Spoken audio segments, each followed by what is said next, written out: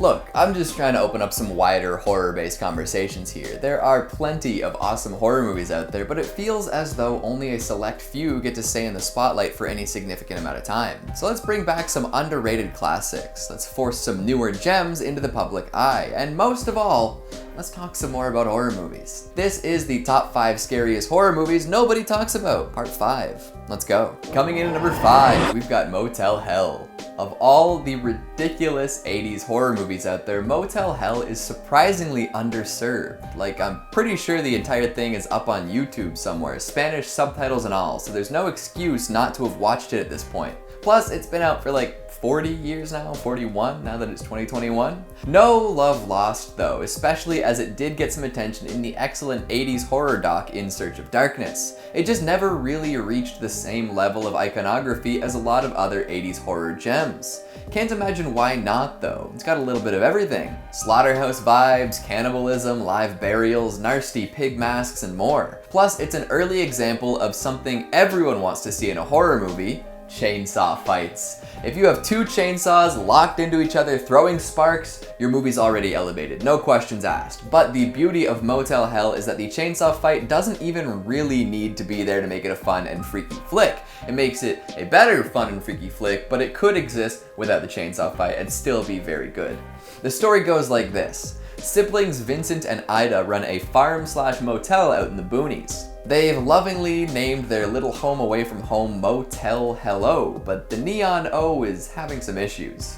Classic. Of course, if you were to see a motel literally called Motel Hell, you'd probably avoid it. But back in the 80s, nobody knew any better. So the folks who come to this bed and breakfast become the breakfast. Vincent sets traps on nearby roads, and whenever there's an accident, he takes the injured motorists and buries them in his garden. He leaves their heads above ground though, so they can grow big and strong like crops, and cuts their vocal cords so they can't call for help. The rest is a bunch of disembodied heads wriggling around and making some nightmarish noises. If that concept alone isn't scary enough to give you the heebie-jeebies on a whole new level, just know that there's a whole lot more going on in this strange crop-creating motel. The local sheriff is the 3rd Motel Hell sibling, but he doesn't know about the gnarly dealings of his cannibal brethren, so of course there's some friction between the trio when more is revealed. For conjuring up some truly horrific imagery and presenting audiences with a bevy of colorful characters, Motel Hell should be held up as an early 80s classic. Unfortunately, it's been eclipsed by all of the more iconic slashers that followed soon after, so give it a watch and enjoy the mayhem. Coming in at number 4, we've got Low. Low budget, low problem.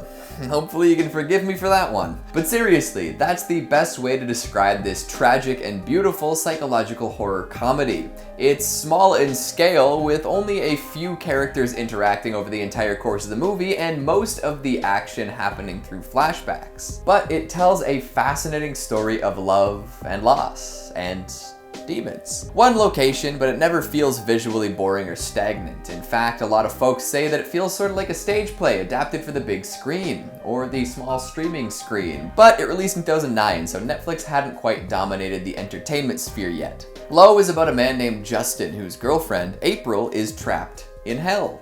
Yikes. Tough break, buddy.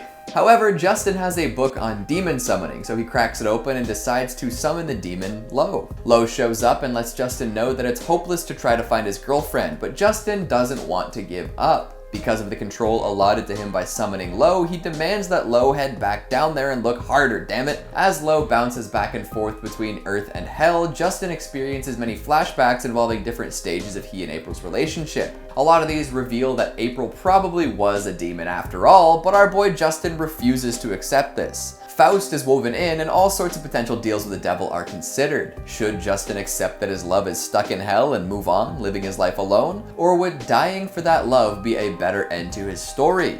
All of this is explored through surprisingly funny dialogue. Dry wit is the name of the game here. And the demons that we end up meeting are grotesque and also goofy and a whole lot of fun. It sort of plays out like a rom-com, but one narrated and commented upon by bloody, slimy, pale, goblin-esque versions of Statler and Waldorf. That comparison to the balcony-dwelling Muppets is especially relevant because Low plays out like a stage play. See, it's all coming together. If a Faustian tale full of dry humor and lovable monsters sounds like your thing, check out Low. Lots to pick apart here. Coming in at number 3, we've got Ghost Team. Speaking of horror comedies that are more than they appear, here is Ghost Team. the tale of a ragtag group of ghost hunters and their adventure that goes very, very sideways. There's a lot going on here. First, we meet the BFF roomie duo, Lewis and Stan. They both watch the ever-popular ghost hunting TV show Ghost Getters, inspiring Lewis to put together a little demo video. But if he's gonna shake up his life and make it as a paranormal investigator, he's gotta get a team and some equipment. So the pals round up a few more goofballs and head out to an abandoned building that people have been warned away from. Up until this point, the movie is pretty much a comedy. It's a slacker story full of small-town nobodies who want to be somebodies. Everyone's lacking in the skills they need to be successful, but they do their best anyways. Lots of big personalities clashing and goofy, awkward interactions. But once these doofuses make it to the supposedly haunted house, it turns into a quasi-found footage flick. They all set up their cameras and ghost hunting equipment and things take a turn. It gets spooky.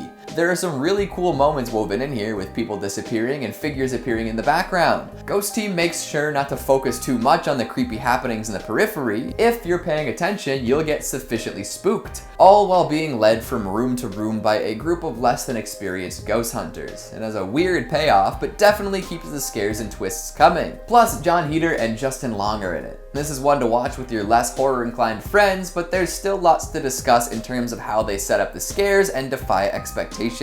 Coming in at number 2, we've got Frailty. So you want to be a serial killer guided by the steady hand of God? Boy, do I have a movie for you. Featuring Matthew McConaughey and Bill Paxton.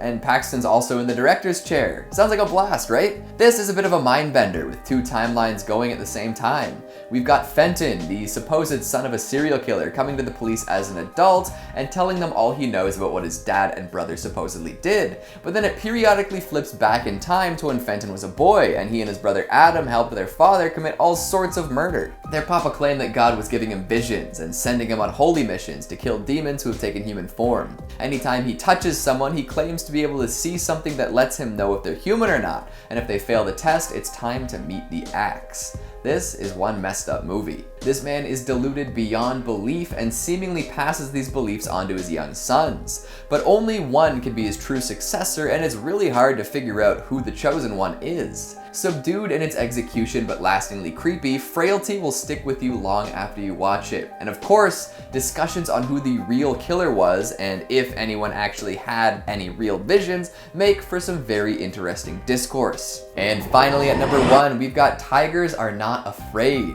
When this first popped up on Shudder, I remember they did quite a bit of advertising for it. It was a festival darling, a daring international indie flick with incredible cinematography and child actors who could really truly act. But I haven't heard anyone talking about it since. In an unnamed Mexican city ravaged by the ongoing drug war, a group of young children are forced to survive on their own. With parents, relatives, and friends killed, they need to grow up quickly if they want to continue living. Estrella, a young girl still in school, is given 3 pieces of chalk by her teacher during a prolonged bout of gunfire near their classroom. Each one represents one wish, and when Estrella discovers that her mother's missing, she wishes for her to come back. Her mother returns, but as a terrifying ghost, one that will lead her through the streets of the city on a bloody quest for revenge. The dead want her to bring the crime boss to them, and after she meets up with some other orphans, they start to take steps towards getting back at the cartel. iPhones full of incriminating evidence are stolen, minor members are killed by different wishes, and deals with criminals are struck up. Tigers Are Not Afraid paints a horrifying picture of a world torn apart by violence and crime,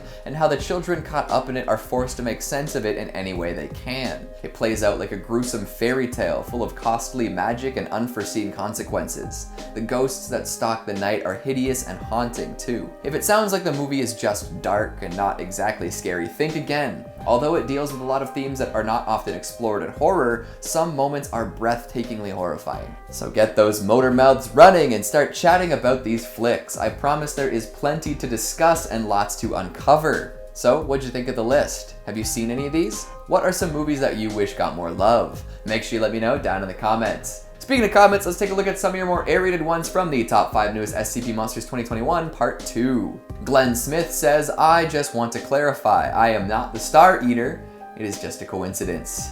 That's just what an eternal being would want us to think. Single Dad says, I make up impromptu SCP-style stories to tell my 12-year-old nephew when he visits. He refers to them as scary uncle stories. I should start writing them down. Scary uncle stories, eh? S-U-S? Sounds kind of sus. Spiral Down says some of these SCPs are so entwined in quantum physics, who's to say it isn't happening in a bubble double universe? Good question. I guess we'll never know. Safarst86 says he looks like a 90s Winter Olympian. That's living the dream. And Creator's Legacy says the YouTuber SCP-800000000000000 Dr. Bob. Like the store brand Dr. Pepper. And that's all the time we have for today. I'm going to skitch on the Autobahn. Thanks for watching, and I'll see you next time. Unfortunately, it's been eclipsed by all of the more iconic slasher icons. Ooh, I said icons twice.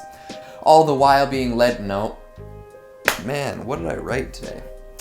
Their papa claimed that God was giving him visions and that sending him on holy missions, whoop. Their papa claimed that God was giving him 5 newest SCP Monsters 2020 part 2 2021.